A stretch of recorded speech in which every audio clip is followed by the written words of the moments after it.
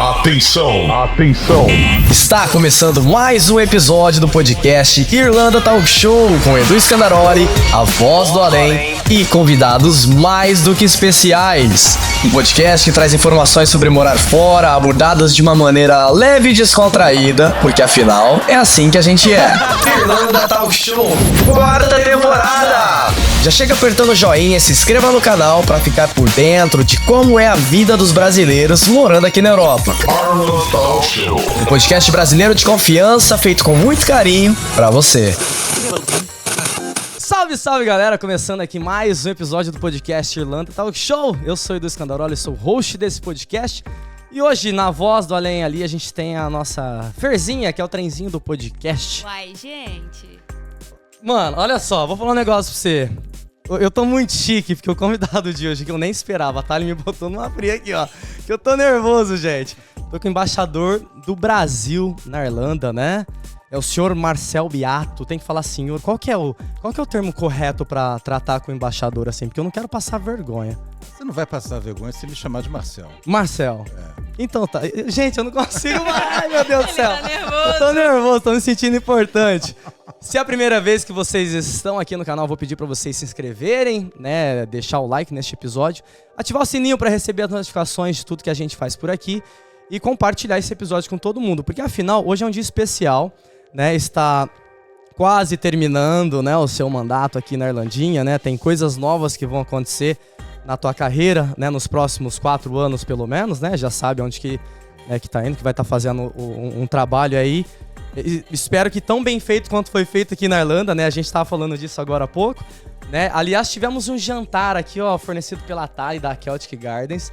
Muito obrigado, viu, Thali? Tava tudo maravilhoso, tava incrível. Ótimo, né? maravilhoso. Então, hoje, assim, eu tô muito feliz. Eu sempre quis ter esse momento contigo, né? Não houve oportunidade. E a Thali falou, cara, tenta, né? Hoje eu vou dar um jantar ali, né? A despedida. Então, esse vai ser um podcast, né? Aliás, ô YouTube, isso aqui é suco de maçã, tá? Então, é um podcast mais como forma de agradecimento, né? A gente tava falando ali na mesa que eu tenho essa percepção também que antes, né? Eu tô aqui há 9 anos e meio, eu não se ouvia falar, né, de embaixador, né, brasileiro aqui na Irlanda e depois o senhor, realmente, eu vi tudo que foi feito aqui, eu falei, cara, que legal, né? A gente teve embaixador, teve muita coisa que foi feita, né? O pessoal daqui a pouco pode falar ali um pouquinho, a Márcia tá no bastidor também. Então, eu queria agradecer, né, primeiramente, por tudo isso que foi feito, né? Falar que a gente se sentiu muito bem representado aqui. E agradecer também, né, por o senhor estar aqui do meu lado agora. A gente vai bater um papo que eu vou fazer umas perguntinhas. Ele tá um pouquinho nervoso, dá pra ver, né? Eu tô, gente. Eu tenho uma colinha aqui, ó, Deixa eu só dizer, então, que só dizer que é uma satisfação voltar a estar com vocês, ter a oportunidade de comunicar-me diretamente com a comunidade por seu intermédio. Importante o trabalho que vocês fazem aqui. E dizer que foi uma grande satisfação a minha experiência aqui. Tive muitas surpresas, a grande maioria positivas, e elas têm a ver, sobretudo, com a comunidade brasileira. E se alguma coisa for realizado, eu não quero absolutamente nenhuma falsa modéstia, mas dizer que é o resultado de uma comunidade que merece e que certamente nos últimos anos, talvez pós-pandemia, sobretudo, tem demonstrado uma força, um dinamismo que o mínimo que nós podíamos fazer foi feito. Eu só lamento não ter feito ainda mais, mas estarei aqui, onde eu estiver, acompanhando de longe, e eu tenho certeza que muitas coisas ainda vão ser feitas. E até o último dia do meu trabalho aqui, eu vou estar em reunião, tratando dos assuntos mais variados. Câmara de Comércio, evento com enfermeiros, os temas mais variados. Então, é uma grande satisfação, mas o grande mérito é da comunidade e de pessoas como você que divulgam o trabalho que essa comunidade faz. Legal, mas parabéns. Obrigado, mas eu vou falar também que a gente se sentiu muito incluído, tá? Porque antes eu não conseguia sentir isso, né? E depois de tudo que foi feito, né? Essa proximidade, né? Saber que teve um embaixador aqui disposto a ouvir, né? Não só a mim, né? A Márcia, a Thali e várias outras, o Isaías também lá de Gort, várias outras pessoas. Eu acho que foi muito importante pra gente. E o próximo, né, acho que vai ter uma responsabilidade bem grande aí, porque a gente ficou mal acostumado, né? Eu espero que ele represente tão bem igual ele representou a gente. Mas, enfim, talvez o maior resultado disso tudo é que agora vocês vão ter milhares de embaixadores, porque vocês são os verdadeiros embaixadores do Brasil aqui. E se vocês assim se sintam empoderados, é a maior realização que eu tive. Com certeza, a gente sente. Eu falo por mim, acho que eu falo por muita gente aqui também. Eu tenho uma colinha aqui que eu vou fazer as perguntas, tá? Porque eu tive que anotar, senão eu ia esquecer tudo. Né? A primeira é, qual foi o maior desafio que o senhor enfrentou durante seu mandato como embaixador na Irlanda? E como superou esse desafio, né? Se é que houve algum. O maior desafio foi um bom desafio. Foi entender o que está acontecendo nesse país em termos da presença brasileira. Eu não sabia, eu sabia que havia uma comunidade significativa, mas jamais desse tamanho. E entender a dimensão e, sobretudo, a profundidade e o potencial. Nós, ao longo desses anos, fizemos uma série de estudos. Além de toda pessoa com quem eu me encontrava, a primeira pergunta é: por que você veio para a Irlanda? Então, eu fiz o meu próprio exercício mental de análise e fizemos estudos, inclusive estatísticos, bastante sofisticados, para tentar entender por que os brasileiros estão aqui, o que eles estão fazendo aqui e o que isso representa para o futuro, não só deles aqui, que é o meu papel, nosso papel defender os brasileiros aqui, mas para o futuro das relações entre os nossos dois países. Então, esse foi o grande desafio e é um desafio que permanece, mas algumas conclusões chegamos. Todas eu acho bastante positivas. Que bom, que bom. A gente sente isso também, com certeza. Quais realizações do seu mandato o senhor considera mais significativas no fortalecimento das relações entre Brasil e Irlanda? Olha, no que diz respeito às relações bilaterais, eu diria, sem dúvida, que o mais importante foi fazer a comunidade brasileira ganhar estrutura, visibilidade e aquilo que nós estamos discutindo, e capacidade de se projetar. Outros temas que têm muita importância e que nós conseguimos avançar de uma certa maneira é o enfrentamento da imagem do Brasil impactado, sobretudo pela questão ecológica, né? A questão das florestas. Nós aqui realizamos uma série de eventos voltados para a transição energética, o que o Brasil tem a oferecer na área da agricultura, na área de energia limpa. Fizemos seminários sobre etanol, discutimos energia eólica. Também discutimos o potencial na área da agricultura. O presidente da Embrapa esteve aqui mostrando o que o Brasil realizou e como o Brasil e a Irlanda não precisam ser adversários nessa área, né?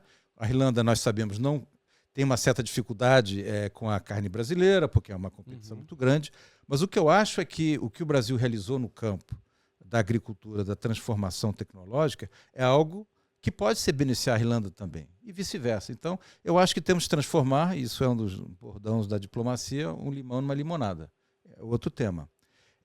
Eu acho que, para não estender muito, mas um terceiro tema que eu mencionaria é na cooperação acadêmica e tecnológica. Nós tivemos esse ano no Dublin Tech Summit, voltado para startups, pela primeira vez uma presença brasileira, aliás, a primeira vez uma presença latino-americana. Trouxemos 5 empresas, 3 vieram do Brasil. Para o ano que vem, se dependesse de mim, já teríamos um pavilhão com umas 10 ou 15, né, porque foi um grande êxito. Desde empresas de lançamento de satélite, empresas de tratamento médico avançado, empresas de tecnologia agrícola. E, por fim, eu acho que a visibilidade do Brasil. E o ponto mais significativo disso é o fato de que, no dia 8 de outubro, como eu tive a oportunidade de anunciar no nossa festa 7 de setembro, vamos ter o ministro de Estado das Relações Exteriores, né? O ministro Mauro Vieira vai ser o primeiro ministro das Relações Exteriores do Brasil na Irlanda, em 50 anos de relações. Caramba, isso é muita coisa. Então, isso é uma sinalização importante, né? De que o Brasil reconhece a importância desse país, e boa parte disso eu não preciso dizer por causa da comunidade brasileira. Então, a comunidade brasileira tem agora uma nova oportunidade de, a partir desse movimento, criamos um comitê parlamentar Irlanda-Brasil. O presidente desse comitê se dispôs ao Brasil esse ano, que é o Cam Corla, que é o presidente da Câmara. E aí você lança uma agenda política e de governo. Então, eu acho que o potencial é muito grande e eu espero que isso possa avançar. E um pequeno detalhe final, não sei até que ponto se acompanha, é o fato de que o Brasil inclui a Irlanda numa lista de países que tem uma situação fiscal complicada, e isso impactou muito o nosso comércio. E a nossa expectativa é que isso possa ser resolvido a curto prazo, abrindo caminho para acordos sobre bitributação e outras coisas mais que facilitarão o investimento sobretudo irlandês, no Brasil. E são, digamos, um pequeno apanhado de algumas coisas. Mas, volto a dizer, eu acho que o ponto de partida, de grande parte disso, é o peso e o vigor da comunidade brasileira. Muito bom. Marcel, e como o senhor avalia a evolução da comunidade brasileira na Irlanda ao longo dos anos? E o que ainda pode ser feito, né, para apoiar melhor esses cidadãos? O que pode ser feito, não, o que tem que ser feito. Né? Tem muito para fazer. Eu diria o seguinte, né? A comunidade brasileira começou aqui no final dos anos 80, 90, sobretudo com trabalhadores de frigoríficos. Né? Depois, já nos anos 2000, 2005 a 10 aproximadamente, começaram a chegar, por conta de uma mudança da legislação irlandesa, muitos brasileiros para estudar inglês, né? Com a oportunidade de trabalhar e estudar, os famosos Deliveroo, sobretudo. Né? E eu diria que, sobretudo pós-pandemia, começou a vir uma outra leva, todas essas cumulativas, porque os trabalhadores frigoríficos continuam vindo, os estudantes continuam vindo, mas agora se acrescenta uma terceira onda, que eu acho que já reflete essa nova visibilidade da Irlanda no Brasil e da própria projeção da comunidade, que é pessoas que são profissionais liberais, ou empresários em potencial, que vem na Irlanda uma espécie de, eu chamo de aterrissagem leve, uma aterrissagem suave na Europa. A Irlanda oferece uma série de atrativos em termos de governança, de facilidade de trabalhar para poder financiar o estudo, oportunidades de empreender, acesso ao mercado europeu, a integração das entidades acadêmicas e empresariais da Irlanda com a Europa, sobretudo pós-Brexit. Então é uma maneira do brasileiro chegar na Europa tranquilo, devagar. E eu acho que isso é o grande atrativo que se está descobrindo. Então são essas algumas das transformações que fazem com que a comunidade brasileira hoje seja tão diversificada e eu acho que com um potencial muito diferenciado, até mesmo em termos internacionais. Comparado com, em termos dos números absolutos, o peso que ela tem, elas são quase 1% da Irlanda hoje, 0,8%, digamos assim. 85% com curso superior. A vasta maioria motivada para trabalhar. A Irlanda é um país com muito mercado de trabalho e com potencial empreendedor. Isso dá ao brasileiro, e aí voltando ao nosso verbo anterior, tem tudo para se desenvolver e, portanto, muito mais trabalho a fazer. Sobretudo, a comunidade se organizando cada vez mais. Nós já vemos muitos sinais, Câmara de Comércio, agora a Associação de Profissionais, que vai ser lançada daqui a 2 semanas, o Grupo de Mulheres do Brasil, a AMB, e uma série de outras iniciativas que apontam com grupos mais vulneráveis, como dos frigoríficos, começando a formar associações de classe. Então, são todos sinais de uma comunidade que ganha maturidade, unidade e, portanto, capacidade de se projetar. E não foi dessa vez, mas na próxima, talvez, algum político eleito. Sim, o próprio BRIA, né, tá vindo aí para ajudar mais ainda os brasileiros, né? Pois é. Então, nós vamos ter, no dia 8, eu não estarei mais aqui, mas já me pediram, eu vou mandar uma mensagenzinha gravada, para que não esqueçam tão rápido de mim. Já pode usar até aqui, ó, se quiser. Vai estar o ministro Dara Callery, que é o ministro do Comércio, mas também responsável por empresas, né? E que já prestigiou vários eventos do Brasil. Ele vai abrir, né, juntamente esse evento, e é uma sinalização de que a Irlanda, as autoridades, cada vez mais reconhecem a comunidade brasileira como um interlocutor importante e como um ator de peso nessa sociedade. A Irlanda é um país que se projeta com razão como uma sociedade aberta, multicultural, tolerante, progressiva, que fomenta o empreendedorismo. E os brasileiros são o melhor exemplo, né, de todas essas categorias. Acredito que sim. Conectando até um pouquinho com a pergunta anterior, assim, ó, em termos de cooperação econômica e comercial, quais setores o senhor acredita que tem mais potencial para crescer nas relações Brasil-Irlanda? Bem, na área, digamos, propriamente comercial, na área de startups, né, sobretudo nessas áreas de tecnologia mais avançada, eu acho que é um enorme potencial, que estão vinculadas a áreas de ponta de grande transição internacional. Então, transição energética, empresas que são capazes de monitorar, controlar, fiscalizar, melhorar na questão de emissões, seja na agricultura, seja no transporte público, sobretudo, né?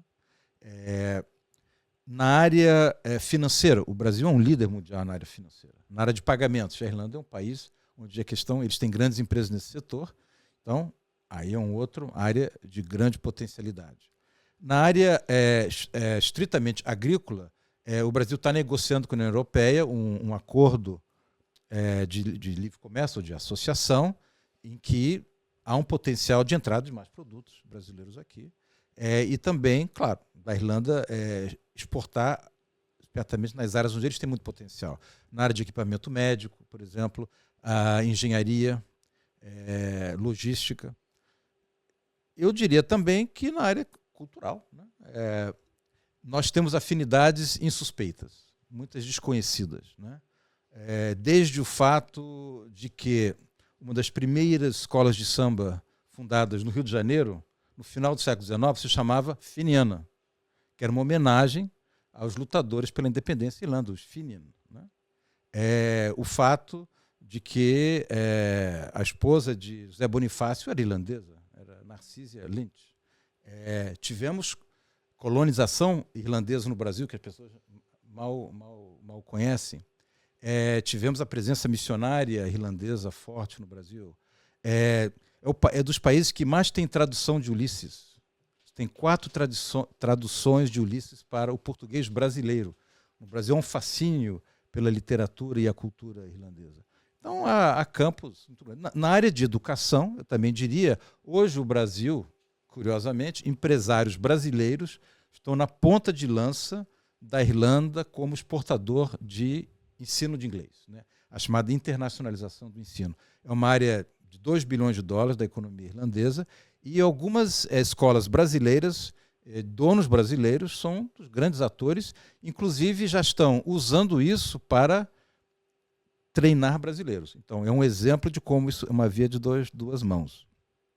A tecnologia dessas escolas está sendo usada para levar o ensino do português mais qualificado para prefeituras, estados, em várias partes do Brasil. Por exemplo, na COP30, que vai ser em Belém, os brasileiros, jovens brasileiros que vão acompanhar as delegações estrangeiras, vão estudar inglês através de um convênio da cidade de Belém com uma escola brasileira aqui na Irlanda, de inglês. Você veja como Caramba, que essas legal coisas. isso. E isso está se multiplicando em todo o Brasil. Já tem uns 10 ou 15 desses convênios com escolas de inglês irlandesas cujos donos são brasileiros.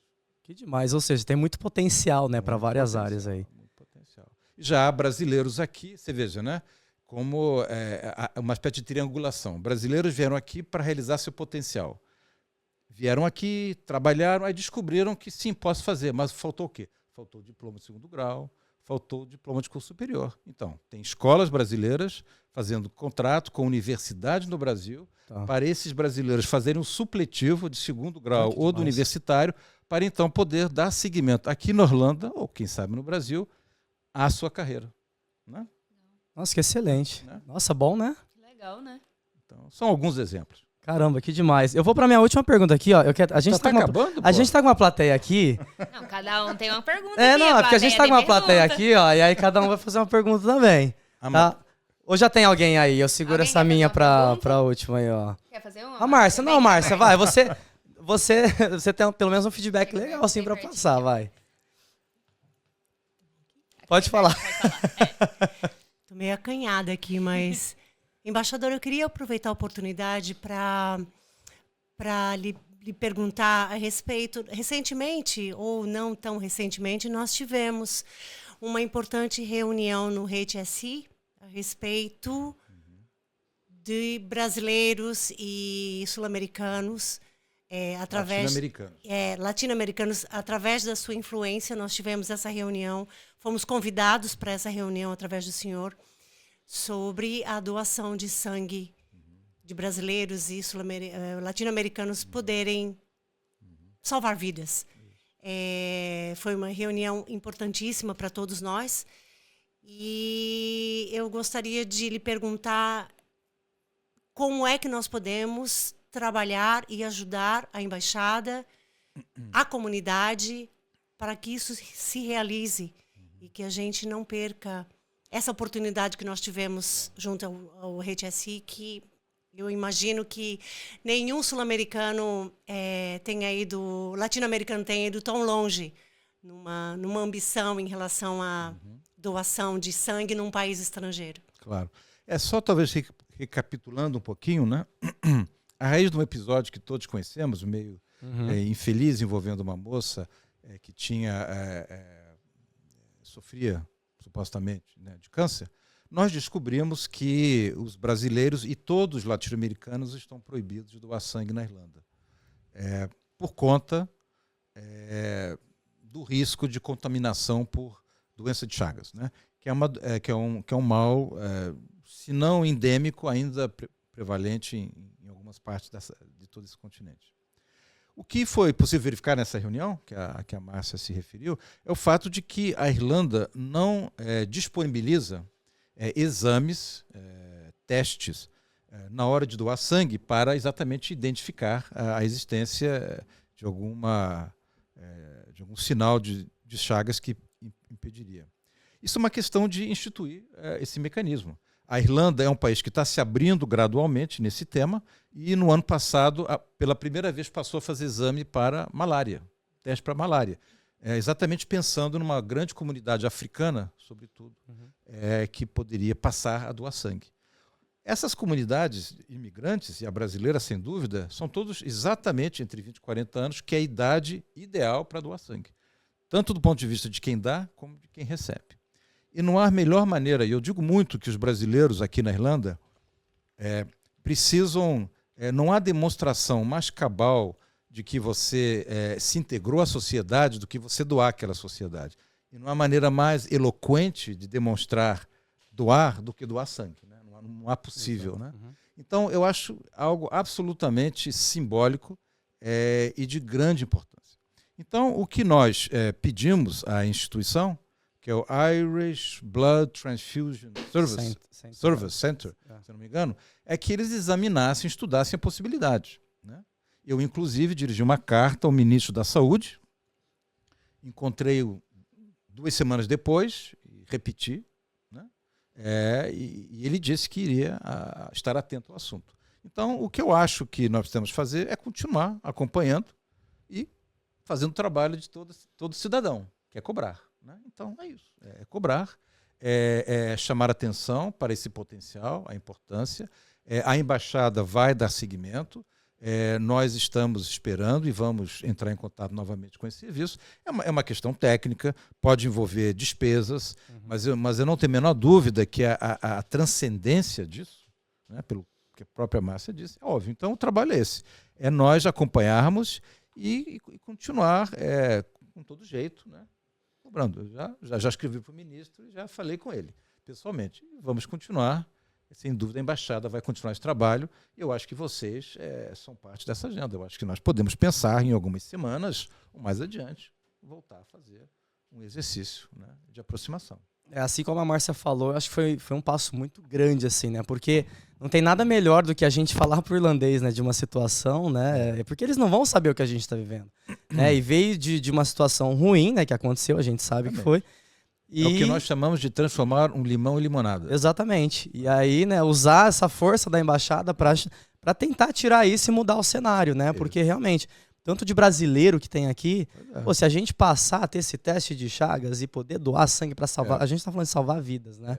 Então, eu acho que foi um passo muito grande dado, né? E que a Irlanda comece, né? Pelo menos é o que a gente espera, olhar de uma forma diferente. Eu, inclusive, na minha comunicação, indiquei que, não sei se é o caso, mas que eu tenho certeza que o governo brasileiro estaria aberto a prestar qualquer tipo de colaboração, cooperação, parceria, que fosse o caso. Porque esse é um exame que já, não só, é claro, existe no Brasil, como existe em muitos outros países europeus. Né? Então, eu acho que é natural, eu acho que virá, e cabe à comunidade brasileira continuar a chamar atenção para esse tema. Excelente. Obrigado. Tem mais alguma, Otário? Você tem certeza? Acabou? E aí, quer alguma coisa falar? Não, ninguém? Tá todo mundo tímido? Gente, eu que tô aqui na câmera. Você tem mais alguma? Não, eu tenho aqui, na verdade, é justamente agora que seu mandato tá terminando, né? Vai acabar agora essa semana. Certo. Que o legado que o senhor espera ter deixado para a embaixada, né, e para as futuras relações entre os dois países? O que eu acho, o que me dá mais satisfação é ver como a comunidade brasileira vai se organizando, né? Eu acho que a embaixada, a representação do governo tem o seu papel, mas ela não se substitui, né? Nós não temos nem os meios, nem os recursos humanos, nem financeiros, nem qualquer outro para nos substituir a própria comunidade no seu trabalho de levar sua agenda adiante. Eu acho que, como eu já mencionei, a organização da comunidade, de um lado, através da criação de organizações como Câmara de Comércio, Associação de Profissionais, o fortalecimento e a consolidação institucional de grupos como o de combate ao câncer, mães brasileiras, grupo de mulheres e várias associações são fundamentais nisso. E, em paralelo, voltando no fundo àquela primeira pergunta sobre a comunidade brasileira e como identificá-la, eu bati muito cabeça aqui tentando entender como é que nós chegamos à comunidade brasileira. Porque é uma comunidade grande, mas dispersa e muito fragmentada, em todos os sentidos, econômico, cultural, social, geográfico. E, na verdade, eu acho que encontramos um pouco o modelo disso. E o modelo foi, primeiro, renovar os consulados honorários. Nós pusemos à frente dos consulados honorários brasileiros que têm um envolvimento direto e imediato na comunidade, ou porque são ativistas, ou porque são empresários e que têm interesse que a comunidade prospere. E usamos isso como uma plataforma para que essa comunidade se organizasse. Como? Da melhor maneira possível, que é fazendo festa brasileira. Então, nós criamos os chamados Brazil Day em várias comunidades ao longo da Irlanda, usando o oferecimento de serviços consulares como uma primeira plataforma, e aí trazendo empresários e todos os outros serviços que os próprios brasileiros têm para eles se verem e se conhecerem. Então, com isso, nós agora temos várias comunidades brasileiras autonomamente, sem envolvimento da embaixada, querendo e organizando Brazil Days. O mais recente foi em Roscommon, no fim de semana passado. Não teve nem a embaixada apoiou, orientou, mas foi totalmente a iniciativa deles, com o dinheiro da comunidade. Então, o que fica claro?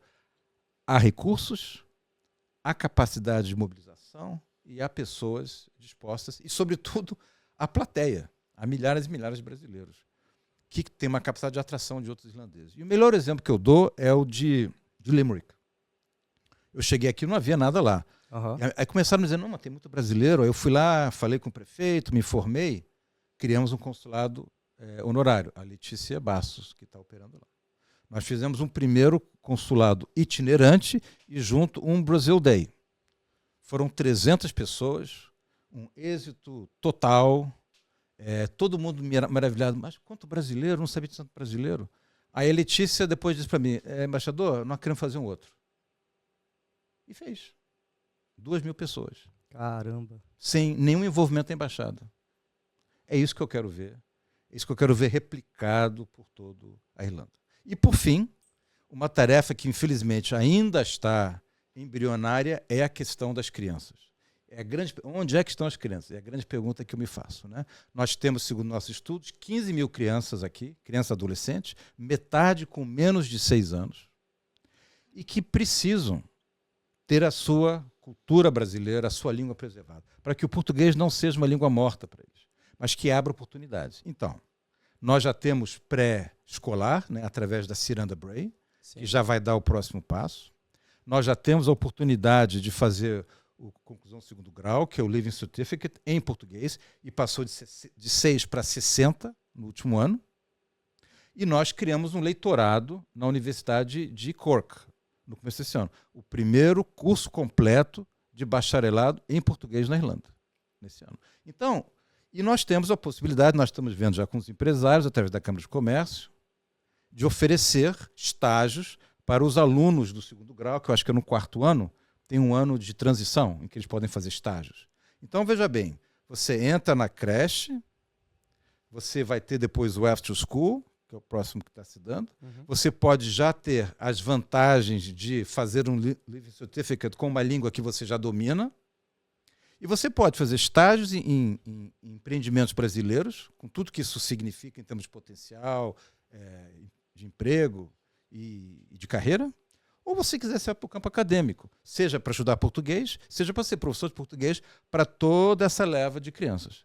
Então, esse é talvez o sonho que ainda está mais ainda engatinhando e que é, digamos, o grande clamor que eu deixo aí para o grande desafio ainda em aberto para a comunidade brasileira, mas eu espero, em poucos anos, ver isso mudar. Tivemos, no começo desse ano, o primeiro seminário sobre o Brasil como língua de herança na Irlanda.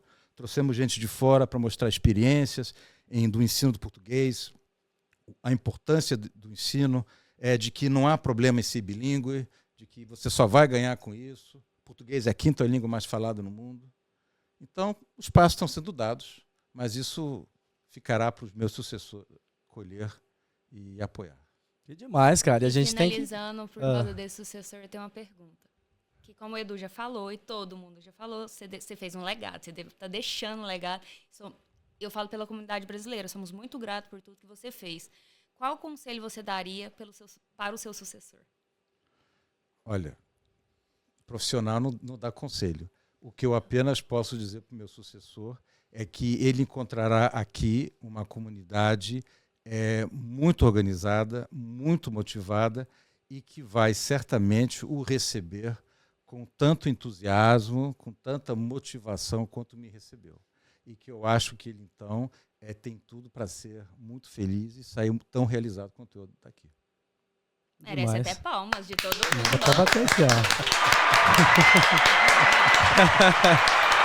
Ó, a plateia é bom, né, fazer com plateia assim, tá vendo? Tá todo mundo dando um sorrisão aqui, ó. Menos o Jimmy.